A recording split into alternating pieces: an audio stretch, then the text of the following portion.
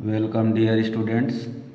कक्षा 12वीं गणित विषय के असाइनमेंट का हल यहाँ समझेंगे।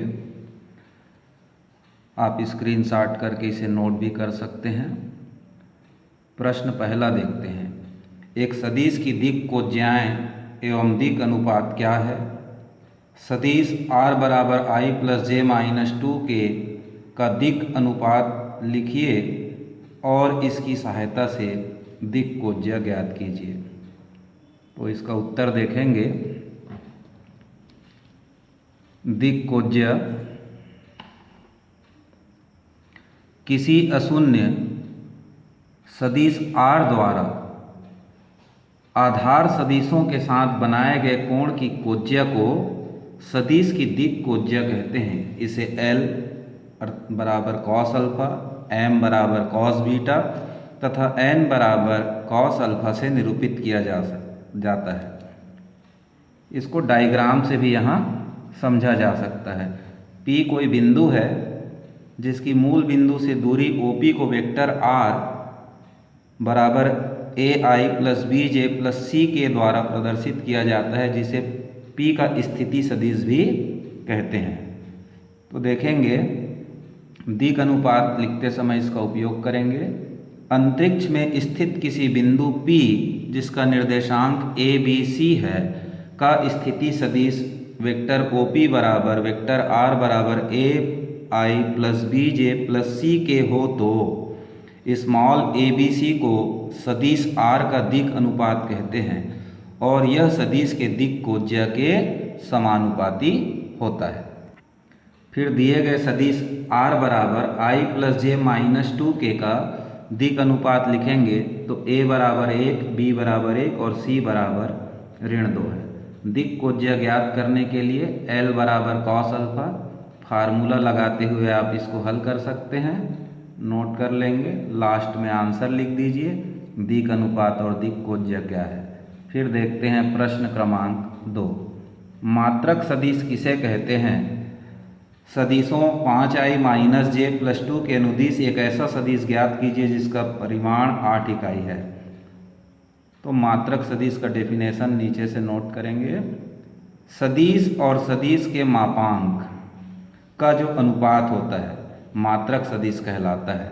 मात्रक सदिश का परिमाण 1 होता है। i, j और k को अक्षों x, y और z के अनुदिश मात्रक सदिश माना जाता है। अब यहाँ दिया हुआ है वेक्टर a बराबर 5i माइनस जे प्लस 2 के अनुदिश हमको 8 परिमाण का सदिश ज्ञात करना है। तो उसके लिए दिए गए सदिश A का मात्रक सदिश formula vector A upon mod of A से निकालेंगे। किसी सदिश का मापांक ज्ञात करने के लिए उसके i, j के गुणांकों के वर्गों का योगफल वर्गमूल के अंदर लिखा जाता है। इस तरीके से इसको हल करने पर वेक्टर A के अनुदिश मात्रक सदिश हमको प्राप्त हो जाएगा 5i ऋण j धन 2 के बराबर वर्गमूल 30। अब सदिश A के अनुदिश 8 परिमाण वाला सदिश ज्ञात करना हो तो 8 इंटू मात्रक सदिश A लिखेंगे। ठीक, 8 का गुणा हो जाएगा कोष्टक के अंदर, तो 8 पंचे 40 ऋण 8 एकम 8 धन 8 दूनी 16 बटे वर्गमूल 30 इसका आंसर होगा। दूसरा प्रश्न देखते हैं। एक सदिश का प्रक्षेप क्या है? सदिश i plus 3j plus 7k का सदिश 7i plus j plus 8k पर प्रक्षेप ज्ञात कीजिए। तो सदिश का प्रक्षेप ज्ञात करने के लिए आप डायग्राम देखेंगे। ये OA वेक्टर A को रिप्रेजेंट करता है और OB वेक्टर B को, और यदि दोनों के बीच का कोण थीटा हो तो हम वेक्टर B के किसी बिंदु B से OA पर एक लंब डालते हैं BL और OA से AM लंब OB पर खींच लें। तो जो OL की लंबाई होगी या OL वाला जो भाग है जिसे B cos थीटा द्वारा रिप्रेजेंट कर सकते हैं, A डॉट B बटे A को सदिश B का A की दिशा में प्रक्षेप कहते हैं। उसी प्रकार चित्र में OM जो लिखा हुआ है वो A cos थीटा को बताएगा जो a का b की दिशा में प्रक्षेप है। इसको साधारण भाषा में हम इस प्रकार से भी लिख सकते हैं, अर्थात एक सदिश के समांतर तथा दूसरे सदिश के लंबवत सदिश को ही सदिश का प्रक्षेप कहते हैं। अब पहले सदिश को यहाँ जो दिया गया था प्रश्न में उसको a मान लीजिए और दूसरे को b, और a का b पर प्रक्षेप ज्ञात करने के लिए लिख सकते हैं a डॉट b बटे ab। ठीक है, इसको नोट कर लेंगे। अब यहाँ सदिश a और b का मान लिखने के बाद नीचे b का परिमाण निकालेंगे। डॉट प्रोडक्ट में सीधा i का i से, j का j से और k का k से गुणा करते हैं तो 7 एकम 7, 3 एकम 3, 8 सत्ते 56, सबको जोड़ देंगे 66 बटे वर्गमूल 114 इसका आंसर होगा। ठीक है।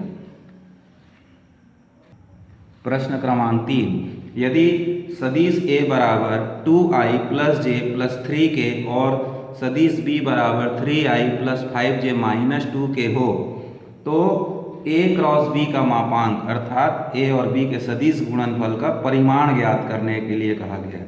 तो हल करते समय यहाँ a और b नोट कर लेंगे।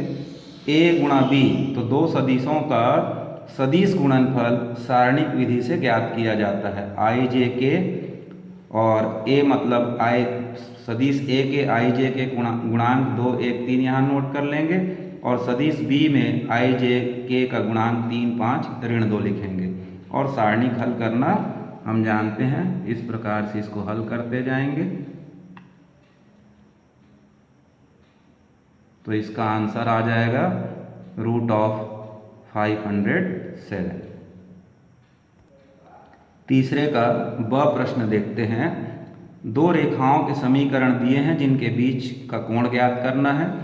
तो रेखा का जो समीकरण होता है r बराबर vector a plus t b होता है, यानी ये जो b वेक्टर होता है उसी के समांतर रेखा का समीकरण होता है या उसके समांतर सदिश है।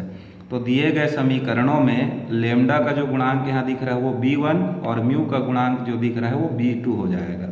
तो समीकरण 1 व 2 से b1 b2 का मान लिख लीजिए और कॉस थीटा के लिए फार्मूला होता है b1 डॉट वेक्टर b2 बराबर b1 गुणा b2 और इसको सरल कर दीजिए।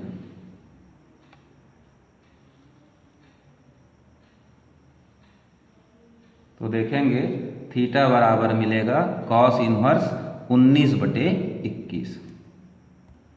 चौथा प्रश्न लेना है। समतलों, तो दो समतल का समीकरण दिया गया है, उनके प्रतिच्छेदन तथा बिंदु 1 1 से होकर जाने वाले समतल का समीकरण ज्ञात करने के लिए कहा गया है। समतल के समीकरण को लिखते हुए नंबर 1 और 2 दे देंगे। अब समतलों 1 व 2 के प्रतिच्छेदन रेखा से होकर जाने वाले समतल का समीकरण हो जाता है P1 प्लस लेम्डा P2। तो यहाँ पहले समतल का समीकरण लिखेंगे प्लस लेम्डा लिख के दूसरे समीकरण को लिखेंगे।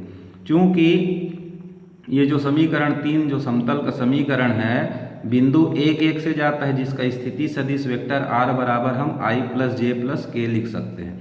अब इस वेक्टर r के मान को समीकरण 3 में जहाँ जहाँ पर r है वहाँ रख देंगे और इसको सरल करते जाएंगे तो लेम्डा का मान 3 बटे 14 निकलेगा। इस लेम्डा के मान को समीकरण 3 में रखते हुए सरल करने पर हमको दोनों समतलों के प्रतिच्छेदन रेखा और बिंदु 1 1 1 से होकर जाने वाले समतल का समीकरण प्राप्त होगा। पांचवा प्रश्न देखते हैं। रेखाओं का समीकरण दिया है जिनके बीच की न्यूनतम दूरी ज्ञात करना है। तो रेखाओं का सदिश समीकरण हमको दिया गया है, वो नोट कर लेंगे 1 और 2। अब इसकी तुलना रेखा के व्यापक समीकरण से करते हैं तो ये जो होगा r बराबर a प्लस टी भी होता है रेखा का समीकरण। तो पहले समीकरण में ये i प्लस 2j प्लस 3 को a1, दूसरे समीकरण में r के बाद a2 हो जाएगा, ये a2 नोट कर लेंगे। लेम्डा और म्यू के गुणांक को b1 b2 कहेंगे। ठीक है, फिर a2 माइनस a1 घटा लेंगे तो प्राप्त होगा 3i plus 3j plus 3k और वेक्टर b1 b2 का सदिश गुणनफल करने पर हमको प्राप्त हो रहा है 3i plus 3j plus 3k। फिर सदिश गुणनफल b1 क्रॉस b2 का मापांक ज्ञात करेंगे जो 3 वर्गमूल 3 प्राप्त होता है। फिर न्यूनतम दूरी के लिए आवश्यक फार्मूला है a2 minus a1 dot b1 cross b2 vector form में upon vector b1 cross b2 का मॉड। तो a2 माइनस a1 पीछे निकाल चुके हैं और b1 क्रॉस b2 भी निकाल लिए। दोनों को लिखते हुए उनका अदिश गुणनफल करेंगे और ये आपका मान प्राप्त हो जाएगा। तो न्यूनतम दूरी मिलेगा 3 वर्गमूल 3।